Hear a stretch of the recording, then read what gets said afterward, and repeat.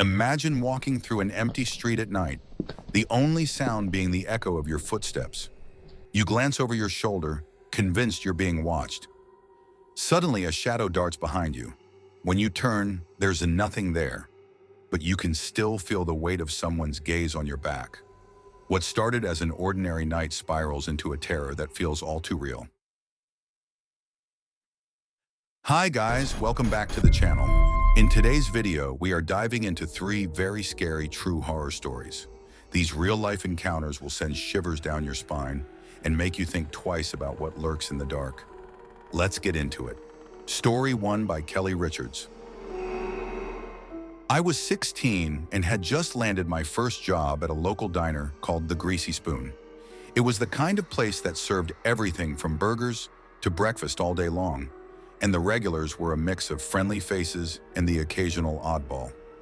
As I clocked in for my late-night shift, I could feel the excitement of earning my own money, but I had no idea that this night would change everything. The diner was usually bustling, but on this particular Friday night, it was eerily quiet. The clock ticked loudly on the wall, marking each passing minute as I wiped down tables and stacked clean plates.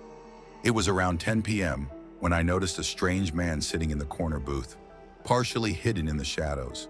He was disheveled, with a scruffy beard and clothes that looked like they hadn't seen a wash in weeks.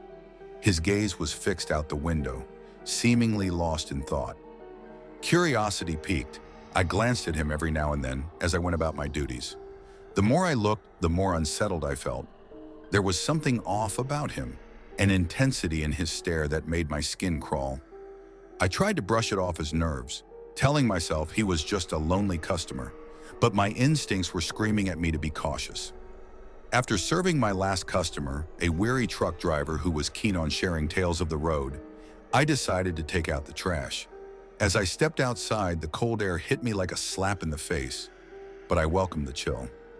I needed to clear my head, but as I walked back toward the entrance, I couldn't shake the feeling that I was being watched. I glanced over my shoulder, but the parking lot was empty. When I returned to the diner, the strange man was still there, his eyes now trained on me. I felt a jolt of fear shoot through me. I decided it was time to wrap up my shift, and as I began cleaning up, I could sense his gaze boring into my back. I grabbed my bag, the weight of the moment pressing down on me like a heavy fog. Just as I was about to step outside, I heard the bell above the door jingle. I turned, half expecting to see a new customer, but instead, it was him standing right behind me, his face mere inches away. "You forgot your tip," he said with a smile that didn't reach his eyes. My stomach dropped, and instinctively, I took a step back. "No, thank you," I stammered, trying to keep my voice steady. But he didn't move. Instead, he leaned closer, his smile widening. "You really should take it," he said, a strange, almost sing-song tone to his voice. "After all, it's not every day you meet someone special." My heart raced. I turned to leave, but he reached out, grabbing my arm with a grip that felt like ice. "Wait," he insisted, his voice dropping to a low whisper. "You don't know what I can do for you." Panic surged through me as I yanked my arm free and dashed toward the exit, my heart pounding in my chest. I burst through the door and sprinted across the parking lot, glancing back just in time to see him emerging from the diner, his expression a mix of amusement and something darker. I fumbled for my keys, my hands trembling as I struggled to get into my car. I could hear his footsteps echoing behind me, the sound growing louder with each passing second. Finally, I managed to unlock the door and jump inside, slamming it shut just as he reached my window. His face was inches from the glass, a manic glint in his eyes. "You can't leave yet," he hissed, his breath fogging up the window. I was frozen in place, terror washing over me. Summoning every ounce of strength, I started the engine and peeled out of the parking lot, adrenaline fueling my escape. I didn't look back until I was safely home, the familiar streets of my neighborhood offering a sense of comfort that I desperately craved. That night, I locked every door and turned on all the lights, but I couldn't shake the feeling of being watched. As I lay in bed, I replayed the events in my mind, the man's twisted smile etched into my memory. I never returned to that diner after that night. Sometimes I still wonder if he's out there, lurking in the shadows, waiting for someone to come too close again. Story 2 by Emma Martinez.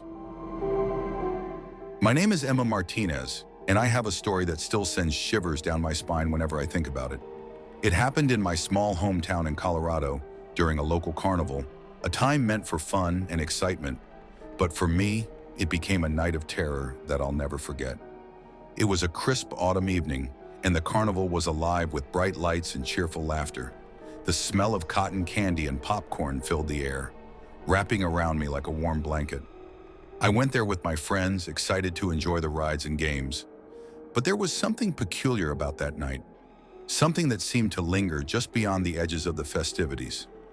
As the sun began to set, casting long shadows across the ground, I noticed a clown standing at the edge of the midway. Unlike the others, who were animated and friendly, this clown seemed to be watching. He had wild hair, painted-on tears, and a smile that stretched far too wide for comfort. I felt an instinctive chill as his gaze locked onto me. "Hey Emma, let's go on the Ferris wheel," my friend shouted, pulling me away from the clown's unsettling stare. We rushed to the ride, but I couldn't shake the feeling that someone was watching me. The Ferris wheel creaked and swayed, and for a moment I forgot my unease, laughing with my friends as we reached the top. When we finally disembarked, I was eager to leave the ride behind. But as we walked through the carnival, I spotted the clown again. This time he was much closer, just on the other side of the game booths. He waved at me, his smile never faltering. My heart raced, and I quickly looked away, hoping my friends wouldn't notice my fear. As the night wore on, we decided to split up and meet back at the entrance. I tried to shake off the feeling of dread as I wandered through the crowd. But as I turned a corner, I found myself face to face with the clown once more. He was standing alone in the shadows, his eyes boring into me. "Want to play a game?" he asked, his voice low and unsettling. Before I could respond, he reached out, his fingers grazing my arm. An icy jolt shot through me, and I stepped back, trying to catch my breath.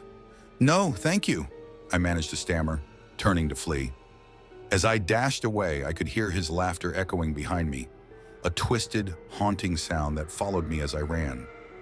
In a panic, I navigated through the maze of booths and rides, desperately trying to find my friends.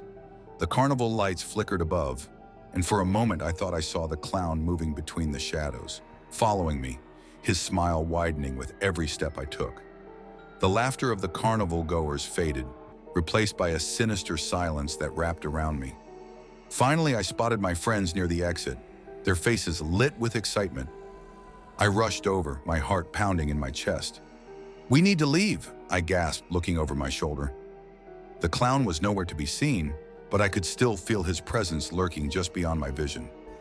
As we made our way to the parking lot, I took one last glance back at the carnival, and there he was, standing at the entrance, a silhouette against the bright lights, watching me with that terrifying smile.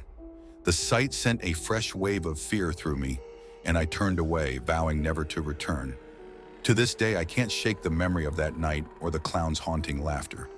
There are times when I pass by carnivals or fairs and feel a chill run down my spine, reminding me that some smiles are not meant to bring joy, but to mask a darkness we cannot comprehend. Story 3 by Jackson Thorne. My name is Jackson Thorne, and my story takes place on a seemingly ordinary day in a suburban neighborhood in Texas. As a teenager, I often spent my afternoons hanging out with friends, riding bikes, and just enjoying the freedom of youth. But one evening, everything changed, and I would never look at my neighborhood the same way again. It was a Friday night in October, and Halloween decorations were beginning to appear in front yards. My friends and I decided to explore the local park after dark, which was known for being haunted by the spirits of those who once lived there. The stories we had heard were mostly just campfire tales, but they added an extra thrill to our adventure. As we made our way to the park, we laughed and joked, trying to scare each other with ghost stories. However, the mood shifted when we spotted something unusual. A group of clowns gathered at the edge of the park, illuminated by the flickering light of a nearby street lamp. They were dressed in bright, colorful costumes, but their faces were twisted into disturbing, exaggerated smiles that sent chills down my spine. "Are they serious?" I whispered to my friends. They exchanged nervous glances, clearly unsettled. We knew that clowns could be entertaining, but this group felt off. There was an unnatural stillness about them, and they seemed to be watching us closely, their laughter ringing out in a way that was eerily unsettling. One of my friends dared me to approach them, and with a mix of fear and bravado, I accepted the challenge. As I walked closer, I could see that their smiles were painted on, but their eyes held a darkness that made me feel uneasy. "Hey, what are you guys doing out here?" I asked, trying to sound casual. Suddenly, one of the clowns stepped forward, his smile widening impossibly. "Just having some fun," he exclaimed, his voice high-pitched and manic. The others began to move closer, surrounding me in a semicircle. Panic surged through me as I realized that my friends had backed away, their expressions filled with fear. "Maybe you'd like to join us," another clown said, stepping closer, his painted face grotesque in the dim light. "We can show you some tricks." The laughter erupted again, but this time it sounded more like a cackle, sending a wave of dread through me. I turned to run, but the clowns blocked my path. "What's the rush?" one taunted, while another mimicked my every move. My heart raced as I looked for a way out, but they were closing in, their painted faces twisted in manic delight. Just as I felt the grip of terror tightening around me, I spotted my friends in the distance, waving frantically. Their eyes were wide with fear, and they shouted for me to run. I didn't need any more encouragement. I bolted, pushing through the crowd of clowns, their laughter echoing in my ears. We sprinted through the park, our breaths coming in panicked gasps. As we reached the safety of the streetlights, I dared to glance back. The clowns stood still, their figures illuminated by the dim light, but their faces twisted in an expression that felt both sinister and mocking. We made it home that night, but I couldn't shake the feeling that I was being watched. For weeks, I had nightmares of those clowns, their painted faces haunting my thoughts. I never returned to that park after dark, and Halloween lost its charm for me. The memory of that night serves as a chilling reminder that sometimes what seems like harmless fun can quickly turn into a nightmare. Thanks for watching. If you like this video, please like, share, and subscribe to our channel for more creepy stories. Which of these stories gave you a chilling experience? Let us know. Until next time, stay curious, stay safe, and remember, sometimes the scariest stories are the ones that are real.